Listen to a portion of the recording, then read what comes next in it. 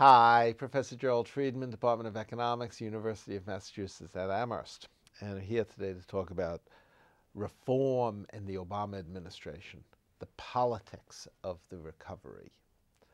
Um, some of you, if you don't remember this, you should go to YouTube and look at it.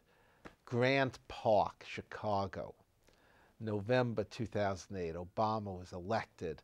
All these people were so excited. Yes, we can. Yes, we can. It's like, you remember that? Yeah, I do. There were all these high hopes. And that nowadays you get people like my wife saying, I'm so disappointed. Why didn't he do this? Why didn't he do that? Why does he do this? Etc.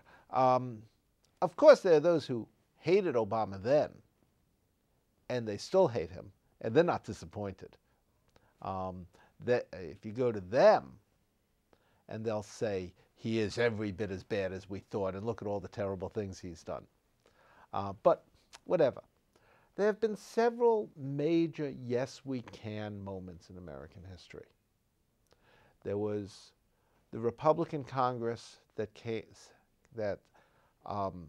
began serving in in July 1861. They passed the Homestead Act. They passed a law establishing funding for a transcontinental railroad. They passed the land-grant university laws, which established places like the University of Massachusetts, where I teach.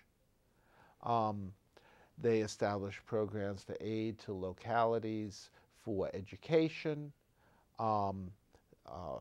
Huge expansion in the scope of the federal government's involvement in bridges, highways, harbors, railroads, and of course, they laid the groundwork for emancipation of the slaves. And they passed an income tax and a new banking system. Another period, the Congress elected with Woodrow Wilson in 1912 that sat starting in March 1913, passed the Federal Reserve Law, establishing a new banking system. They passed an income tax amendment to the Constitution, then legislation to implement the income tax. They passed laws on child labor. You go on. 1933, 1935, 1937, Congress is elected under the New Deal, established the Social Security system, a new banking system. You notice we keep going back and redoing the banking system. We keep having problems with it. 1964, Congress passes the Civil Rights Voting Act, programs expand for Medicaid. We've had 4 periods of major reform in the United States. And then we have Obama. Why didn't Obama do as much as Roosevelt, Lyndon Johnson, Woodrow Wilson, Abraham Lincoln? Some people would say, well, of course, people who voted against him and hate him would say, he's been just as bad, he's been terrible. But for those who favor what Obama campaigned for, the disappointment is that he didn't accomplish as much as them. We've got to look at the political context here. Lincoln, Wilson, Roosevelt, and Johnson all share particular political contextual characteristics. First, they were all elected by landslides. They were all elected against divided opposition. Wilson was elected when the Republican Party split. Roosevelt had the support of the progressive wing of the Republican Party. Johnson was elected with the de facto support of the Rockefeller wing of the Republican Party. Lincoln was elected when the Democratic Party split. They were elected by large margins. They brought in overwhelming majorities in Congress. In the case of Lincoln, it was helped because the Democrats from the South walked out.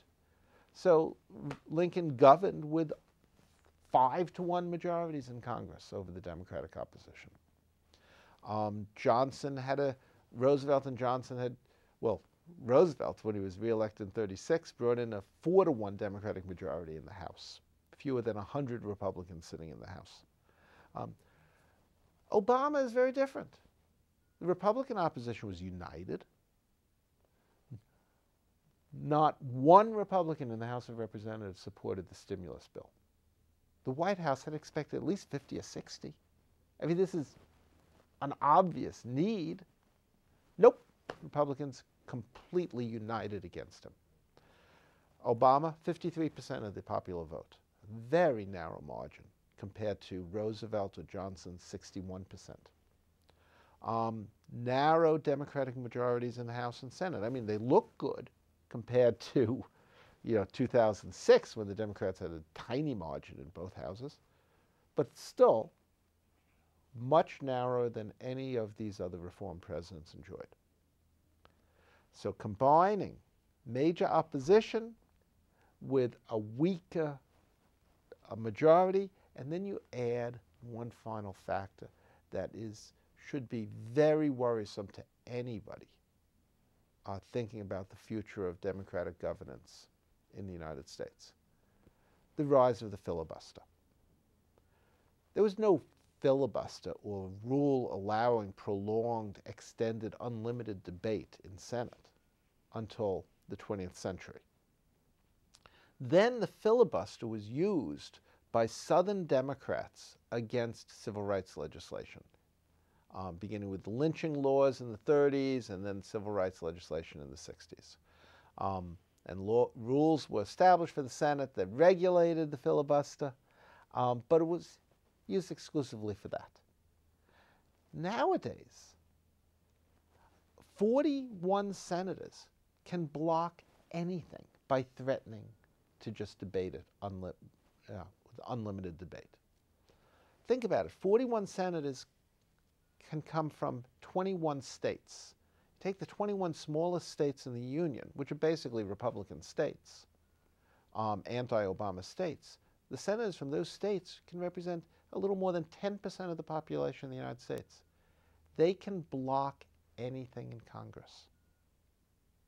The Republicans are enjoying this under Obama.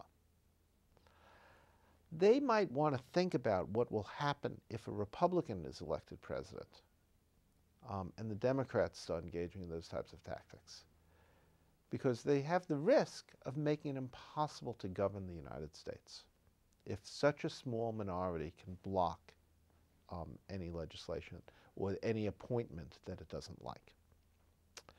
Okay, well, we're going to pick up next time and talk more about Obama and his enemies. And can America be governed? Okay, thank you very much and have a nice day. Bye-bye.